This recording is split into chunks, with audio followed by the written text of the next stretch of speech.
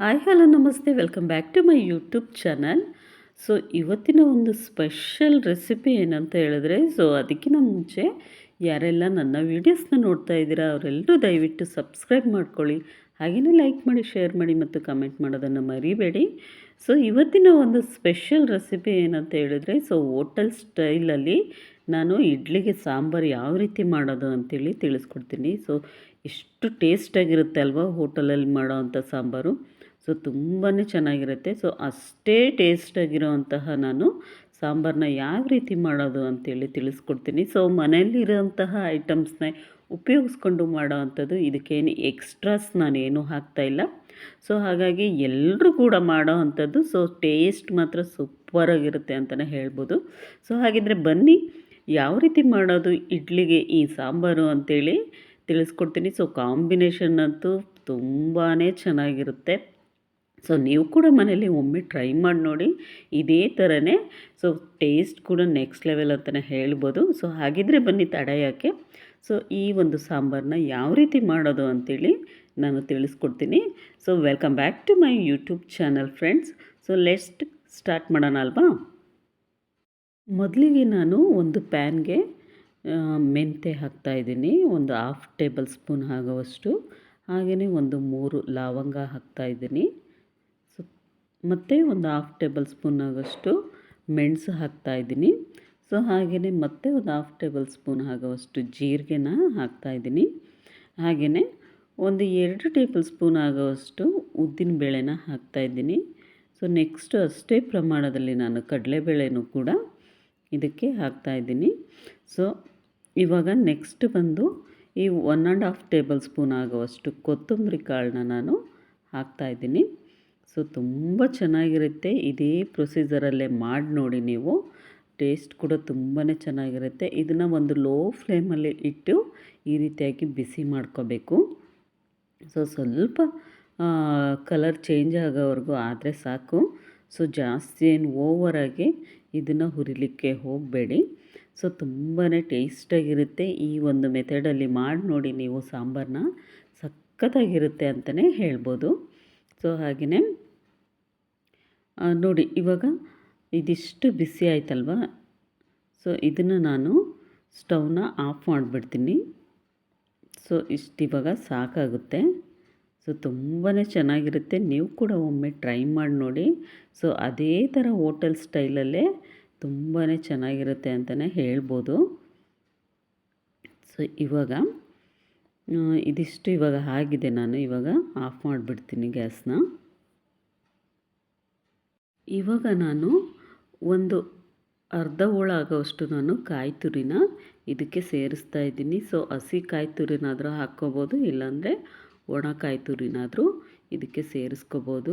Gas off ಮಾಡಿ ನಾನು ಅದೇ ಒಂದು ಬಿಸಿಗೆ ನಾನು ಇದನ್ನು ಬಿಸಿ ಮಾಡ್ತಾ ಇರೋ ಅಂಥದ್ದು. ನೆಕ್ಸ್ಟು ಅಚ್ಕಾರದ ಪುಡಿನ ಇದಕ್ಕೆ ಸೇರಿಸ್ತಾ ಇದ್ದೀನಿ, ಒಂದು 1.5 ಸ್ಪೂನ್ ಆಗೋವಷ್ಟು. ಸೇರಿಸ್ಬಿಟ್ಟು ಚೆನ್ನಾಗಿ ಮಿಕ್ಸ್ ಮಾಡ್ತಾಯಿದ್ದೀನಿ. ತುಂಬ ಚೆನ್ನಾಗಿರುತ್ತೆ. ಇದೇ ಥರ ಮಾಡಿ ನೋಡಿ. ಸಾಂಬಾರಂತೂ ಇಡ್ಲಿಗೆ ಪರ್ಫೆಕ್ಟ್ ಅಂತಲೇ ಹೇಳ್ಬೋದು.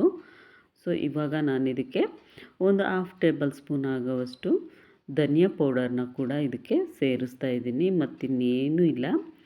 ಇದಿಷ್ಟು ಇವಾಗ ಮಿಕ್ಸ್ ಮಾಡಬೇಕು. ಚೆನ್ನಾಗಿ ಮಿಕ್ಸ್ ಮಾಡಿ ನಂತರ ನಾವು ಇದನ್ನು ಗ್ರೈಂಡ್ ಮಾಡ್ಕೊಳ್ಳೋಣ ಒಂದು ಫೈನ್ ಪೇಸ್ಟಾಗಿ. ಇವಾಗ ಮೊದಲಿಗೆ ನಾವು ಬೇಳೆನ ಈ ರೀತಿಯಾಗಿ ಚೆನ್ನಾಗಿ ಬೇಯಿಸಿ ಇಟ್ಕೊಂಡಿರಬೇಕು. ಹಾಗೆಯೇ ಒಗ್ಗರಣೆಗೆ ನಾನು ಈರುಳ್ಳಿ, ಟೊಮೊಟೊ ಮತ್ತು ಕೊತ್ತಂಬರಿ ಸೊಪ್ಪನ್ನ ತೊಗೊಂಡಿದ್ದೀನಿ. ಇವಾಗ ಈ ಕಡೆ ಮಸಾಲೆ ಕೂಡ ರೆಡಿಯಾಗಿದೆ. ನೆಕ್ಸ್ಟು ಒಂದು ಪ್ಯಾನ್ಗೆ ನಾನು ಆಯಿಲ್ನ ಹಾಕ್ತಾಯಿದ್ದೀನಿ. ಒಗ್ಗರಣೆಗೆ ಎಷ್ಟು ಬೇಕೋ ಅಷ್ಟು ನೋಡಿಕೊಂಡು ಆಯಿಲ್ನ ಹಾಕ್ಕೊಳ್ಳಿ. ಆಯಿಲ್ ಚೆನ್ನಾಗಿ ಕಾದ ನಂತರ ಸಾಸಿವೆ ಮತ್ತು ಜೀರಿಗೆನ ಒಟ್ಟಿಗೆ ಹಾಕ್ಕೊಳ್ಳಿ. ಇದು ಚೆನ್ನಾಗಿ ಸ್ವಲ್ಪ ಎಣ್ಣೆಯಲ್ಲಿ ಚಟಪಟ ಅಂತೇಳಿ ಸಿಡಿಲಿ. ಹಾಗೆಯೇ ಇದಕ್ಕೆ ನಾವು ಇವಾಗ ಕರಿಬೇವನ್ನ ಹಾಕ್ತಾಯಿದ್ದೀನಿ. ನೆಕ್ಸ್ಟ್ ಬಂದು ಈರುಳ್ಳಿನ ಹಾಕ್ಕೊಳ್ಳಿ.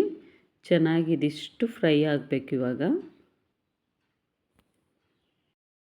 ನೆಕ್ಸ್ಟ್ ಇವಾಗ ಹೆಚ್ಚಿಟ್ಟಿರೋ ಅಂತಹ ಟೊಮೊಟೊನೂ ಕೂಡ ನಾನು ಹಾಕ್ತಾಯಿದ್ದೀನಿ. ಟೊಮೊಟೊ ಒಂದು 3 ನಾನು ತೊಗೊಂಡಿದ್ದೀನಿ. ಹುಳಿ ಸ್ವಲ್ಪ ಜಾಸ್ತಿ ಇದ್ರೂ ಕೂಡ ಟೇಸ್ಟ್ ತುಂಬಾ ಚೆನ್ನಾಗಾಗುತ್ತೆ. ಇದಕ್ಕೆ ಹುಣಸೆ ರಸನೂ ಕೂಡ ಹಾಕ್ಕೋತಾರೆ, ಸ್ವಲ್ಪ ಹುಳಿ ಜಾಸ್ತಿ ಬೇಕು ಅನ್ನೋರು. ಸೊ ನಾನು ಅದು ಯಾವುದೂ ಹಾಕ್ತಾಯಿಲ್ಲ, ಹಾಗೆಯೇ ಮಾಡ್ತಾ ಇರೋ ಅಂಥದ್ದು. ಸೊ ಟೊಮೊಟೊನೇ ಜಾಸ್ತಿ ಹಾಕಿ ಮಾಡ್ತಾಯಿದ್ದೀನಿ.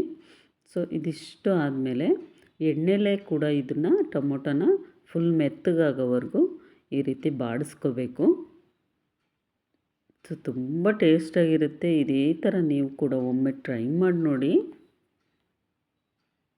ನೆಕ್ಸ್ಟ್ ಇವಾಗ ಇದಕ್ಕೆ ನಾನು ಉಪ್ಪು ಮತ್ತು ಅರಿಶಿನ ಒಟ್ಟಿಗೆ ಹಾಕಿಬಿಟ್ಟು ಮಿಕ್ಸ್ ಮಾಡ್ತಾಯಿದ್ದೀನಿ. ಸೊ ಚೆನ್ನಾಗಿರುತ್ತೆ ಫ್ರೆಂಡ್ಸ್, ಹೀಗೇ ಸಪೋರ್ಟ್ ಮಾಡ್ತಾಯಿರಿ. ಮೊನ್ನೆ ನಾನು ಚಟ್ನಿ ಪುಡಿ ರೆಸಿಪಿ ಮಾಡಿದ್ದೆ, ಅದಂತೂ ತುಂಬಾ ಚೆನ್ನಾಗೆ ರೆಸ್ಪಾನ್ಸ್ ಮಾಡಿದ್ದೀರಾ. ತುಂಬ ಥ್ಯಾಂಕ್ಸ್ ಅಂತ ಹೇಳ್ತಾ, ಸೊ ಹೀಗೆ ಸಪೋರ್ಟ್ ಮಾಡ್ತಾಯಿರಿ. ದಯವಿಟ್ಟು ಹೊಸಬ್ರಿಗೆ ಸಪೋರ್ಟ್ ಮಾಡಿ ಅಂತ ಕೇಳ್ತಾ ಇದ್ದೀನಿ. ಇವಾಗ ನಾನು ಇದಿಷ್ಟು ಇವಾಗ ಮಿಕ್ಸ್ ಆಯ್ತಲ್ವ, ಇವಾಗ ಬೇಯಿಸಿಟ್ಟಿರೋ ಅಂತಹ ಬೇಳೆನ ನಾನು ಇದಕ್ಕೆ ಹಾಕ್ತಾಯಿದ್ದೀನಿ. ಸೊ ತುಂಬ ಚೆನ್ನಾಗಿ ಫೈನಾಗಿ ಮೊದಲಿಗೆ ನಾವು ಬೇಯಿಸಿ ಇಟ್ಕೊಂಡಿರಬೇಕು ತೊಗರಿಬೇಳೆನ.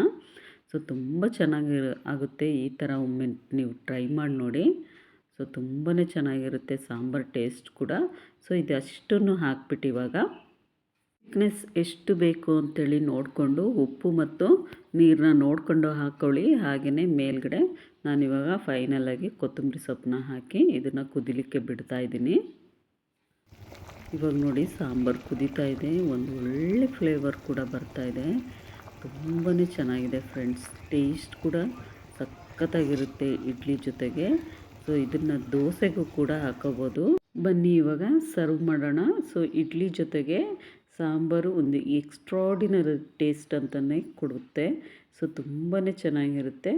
ಸೊ ನೋಡಿ, ನೀವು ಕೂಡ ಮನೆಯಲ್ಲಿ ಈ ರೀತಿಯಾಗಿ ಒಮ್ಮೆ ಟ್ರೈ ಮಾಡಿ ನೋಡಿ, ಆಗ ನಿಮಗೆ ಅನಿಸುತ್ತೆ ಸೊ ಸೂಪರಾಗಿತ್ತು ಸಾಂಬಾರು ಅಂಥೇಳಿ. ಸೊ ಹೋಟೆಲ್ ಸ್ಟೈಲಲ್ಲೇ ಕೂಡ ಇಡ್ಲಿಗೆ ಸಾಂಬಾರು ರೆಡಿಯಾಗಿದೆ. ಸೊ ಬನ್ನಿ, ಹೀಗೆ ಸಪೋರ್ಟ್ ಮಾಡ್ತಾಯಿರಿ. ಮುಂದಿನ ಒಂದು ವೆರೈಟಿ ರೆಸಿಪಿಯೊಂದಿಗೆ ಮತ್ತೆ ಸಿಗ್ತೀನಿ ಫ್ರೆಂಡ್ಸ್. ಬಾಯ್.